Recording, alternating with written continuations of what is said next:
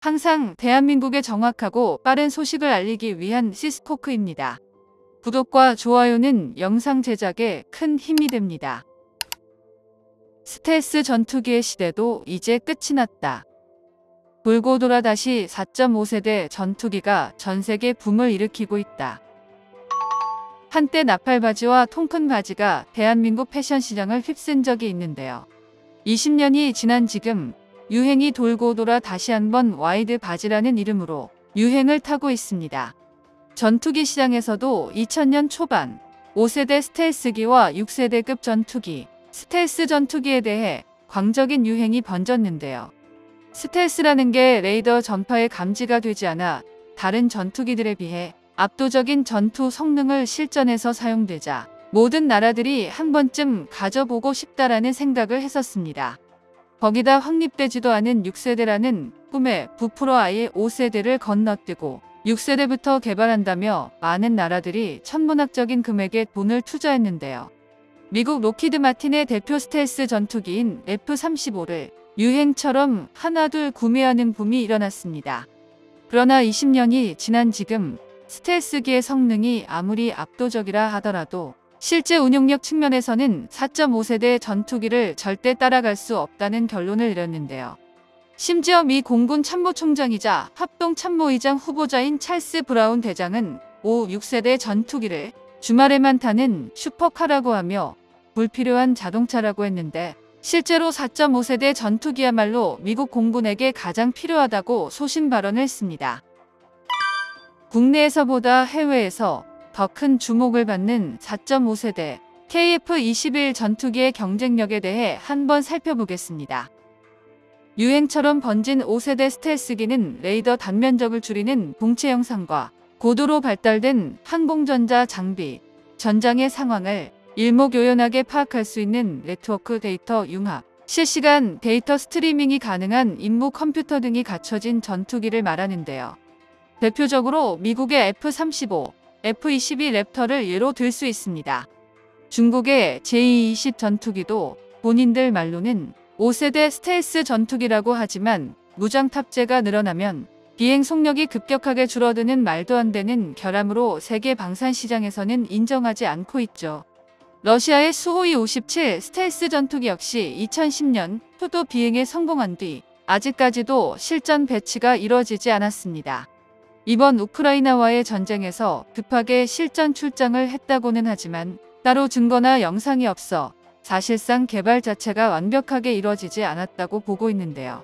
또한 6세대 전투기는 복합적인 전투 상황에서 파일럿의 의사결정을 돕는 AI가 탑재되어 있고 더욱 강화된 스텔스 성능과 네트워크 센트릭 전투 능력으로 높은 생존성과 전투 효율성을 확보한 전투기를 말합니다.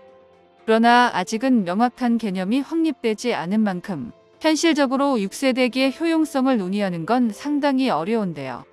5세대 스텔스 전투기에는 어마어마한 단점이 있습니다. 바로 도저히 감당할 수 없는 유지비인데요. 오죽하면 1년에 국방비만 1000조 원 이상 쓴다는 미국조차도 말도 안 되는 유지비 탓에 지금까지도 4.5세대 전투기를 주력으로 사용하고 있을 정도입니다.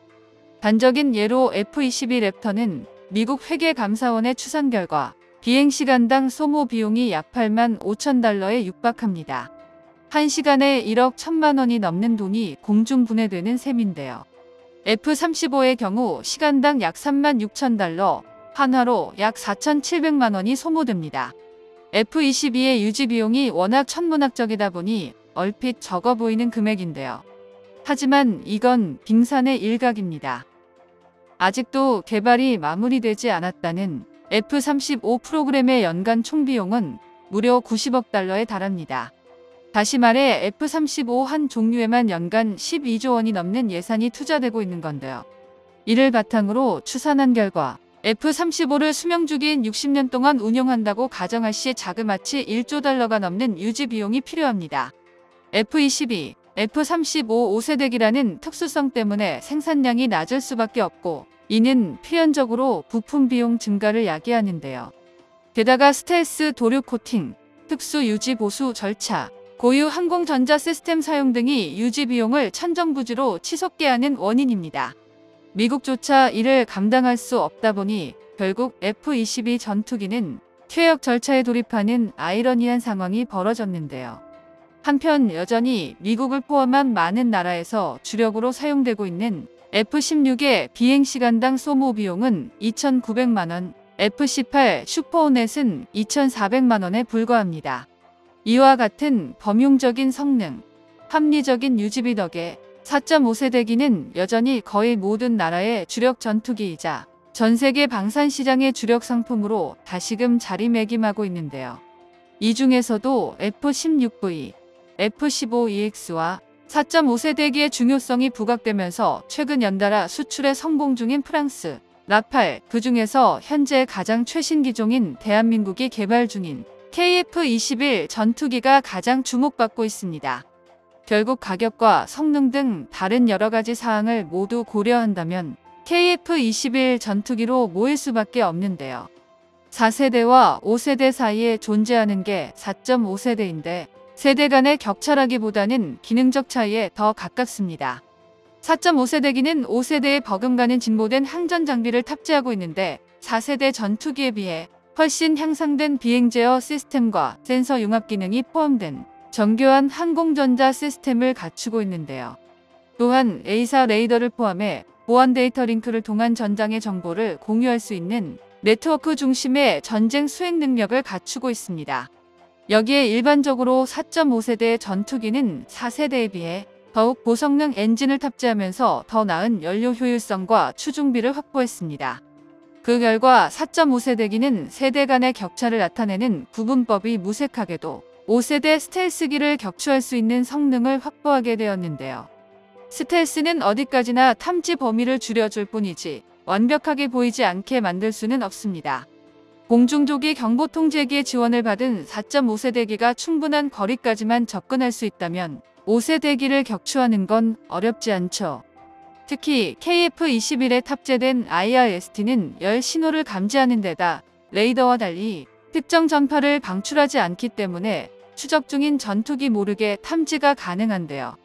물론 앞서 말한 대로 일정 범위 이내에 접근해야 한다는 단서 조항이 붙지만 5세대기는 레이더에 노출되는 단면적을 최소화하기 위한 설계 특성상 공기역학적인 구조를 채택하기 어렵고 이로 인해 4세대기와 비슷한 수준의 기동성을 보이며 최고 속도는 더욱 떨어지는 경우가 많습니다.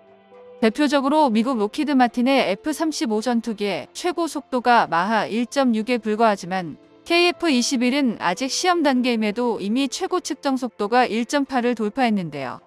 게다가 F-35가 완전한 스텔스 성능을 구사하려면 내부 무장창만을 사용해야 하는데 여기에 탑재 가능한 무장이라고 해봐야 2,000파운드가 전부입니다. 그런데 KF-21 전투기는 5세대는 아니지만 구조적으로 레이더 단면적을 감소시킬 수 있는 동체 형상을 띠고 있는데요. KF-21은 F-22 랩터와 유사한 형상 탓에 한때 해외 군사 관계자들 사이에서 베이비 랩터라는 별명으로 불렸습니다. KF-21은 단순히 레이더 반사 면적을 줄일 수 있는 최적의 영상을 취했을 뿐이지만 자연스러운 설계로 인해 F-22와 닮은 모습이 된 건데요. 이뿐만이 아닙니다. 운영 비용 측면과 무장 호환성 측면에서도 KF-21 전투기는 상당한 장점을 갖추고 있는데요. F-16V와 라팔은 KF-21과 같은 무장을 탑재하지만 두 전투기에서 사용하는 모든 무장을 탑재할 수 있는 건 KF-21 전투기가 전 세계에서 유일합니다. 라팔이 프랑스에서, F-16V가 미국에서 개발된 만큼 각 국가 간의 독자 무장만 탑재할 수 있는데요. 예를 들어 라팔은 NBDA의 미티어 공대공 미사일, 스톰 섀도우 공대지 미사일을 주 무장으로 사용한다면 F-16V는 AIM-9 사이드와인더 공대공 미사일, AGM-65 매버릭 공대지 미사일을 주 무장으로 탑재하고 있습니다. 반면 KF-21 전투기는 개발 초기부터 규모의 경제를 달성하기 위한 수출형 기체까지 따로 설계 제작한 만큼 탑재 가능한 미사일도 각 나라의 사정을 고려했는데요. 바로 유럽제 NBDA 계열 미사일과 미국제 AIM 계열 미사일을 모두 사용하고 탑재하도록 제작되었습니다. 프랑스나 미국처럼 전투기와 전투기 무장을 모두 독자 생산할 수 있는 국가라면 이게 큰 장점이 아닐 수도 있지만 전 세계에서 이게 가능한 나라는 손에 꼽을 정도인데요.